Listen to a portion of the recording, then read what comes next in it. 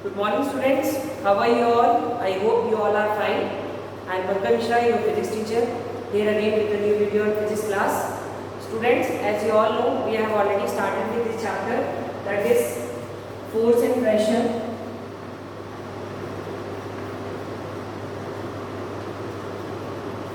In my previous video, I have explained you the basic concept of this chapter regarding force, pressure, the basic terms like thrust, the difference between thrust and force, because sometimes most of the students get confused in between thrust and force. As I have told you, force is an external agent that can change the state of a body. That is, it can change the state from rest to motion or from motion to rest. While in case of thrust, it is the normal force acting on the unit surface area. So pressure we have already defined in terms of thrust and area. So in this video I will be covering the pressure in case of liquid. So let's start with the video.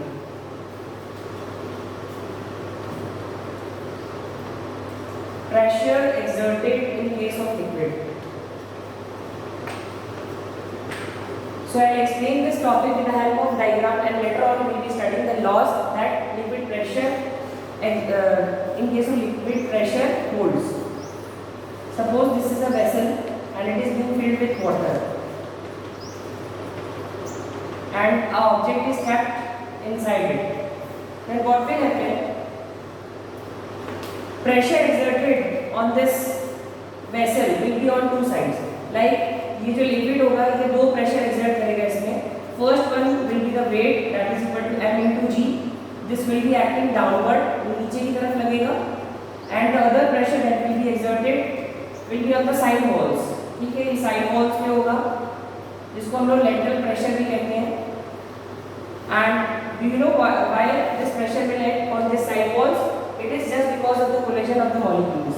It is due to the collision of the molecules. So whenever these molecules get collided, they will exert some pressure on the side walls, due to which pressure will be exerted on it. As I have already told you, the pressure depends on h rho g. Pressure depends on h rho g, and if we talk about the total pressure exerted on this liquid, so this is equal to P naught plus h rho g. This P naught is equal to atmospheric pressure. Atmospheric pressure. ठीक है, and h is the depth and rho is the density and g is acceleration due to gravity. So if we talk about the total pressure, this will be equal to this one, and directly अगर हमें normally pressure निकालना है, then we use this term. तो यहाँ पर हमको ये चीज़ पता चली कि अगर हम इन केस ऑफ लिक्विड बात करें तो pressure is exerted basically on two side. That is number one, it will be on the downward side, that is at the base of the container where the weight is being acted. so this will be equal to m into g, and the side wise pressure, that is the lateral pressure, which is due to the collision of the molecules. Now if we talk about the laws that it basically follows, or the device that we use for measuring the pressure is manometer. ठीक है, so we can the device which is used to measure pressure in case of liquid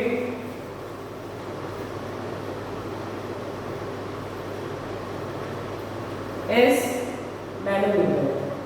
ठीक है, so we can measure pressure by using this device. Now we will talk about the laws that liquid pressure holds. Number one, सबसे पहला अगर हम लोग law की बात करें तो liquid pressure remains the same in all direction at a given depth.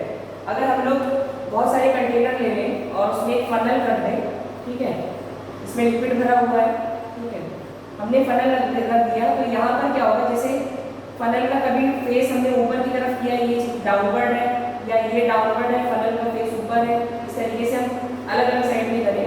तो सब केसेस में एक चीज आप लोगों को कॉमन याद रखना है कि pressure will B same at all the depth. मतलब सब पे प्रेशर सेम ही होगा, it will B same for all. तो ये पहला वाला लॉ हो गया. सेकेंड लॉ की बात करें तो pressure increases with increase in depth. ये सबसे इंपॉर्टेंट है, इसमें कॉन्सिक्वेंसेज भी पूछे जाते हैं एग्जाम में. Pressure increases with increase increase in depth. Increase in depth.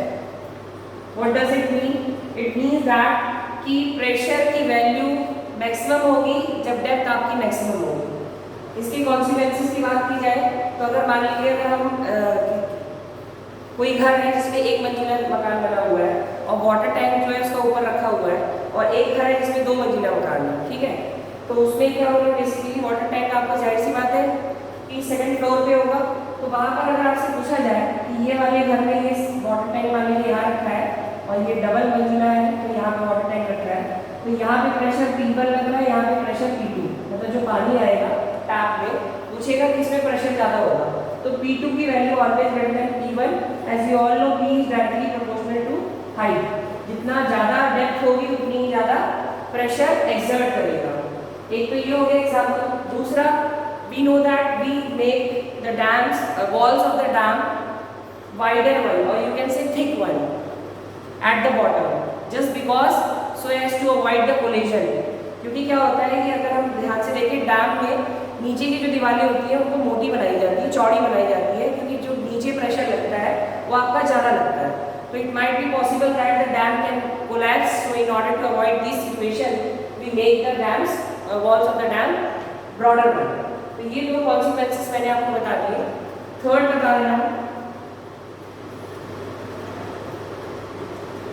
Related to density अगर हम लोग बात करें तो ये भी आपको पता है कि डायरेक्टली प्रोपोर्शनल है, ठीक है, जिसकी डेंसिटी ज़्यादा होगी प्रेशर वहाँ एक्सर्ट ज़्यादा करेगा। लाइक अगर हम लोग यहाँ पे बीकर ले रहे हैं और उसका नीचे वाला एंड जो है ओपन कर दिया और यहाँ पे बलून लगा दिया, एक और बीकर हमने ले लिया, यहाँ पे भी एक एंड कर दिया और यहाँ पे बलून लगा दिया।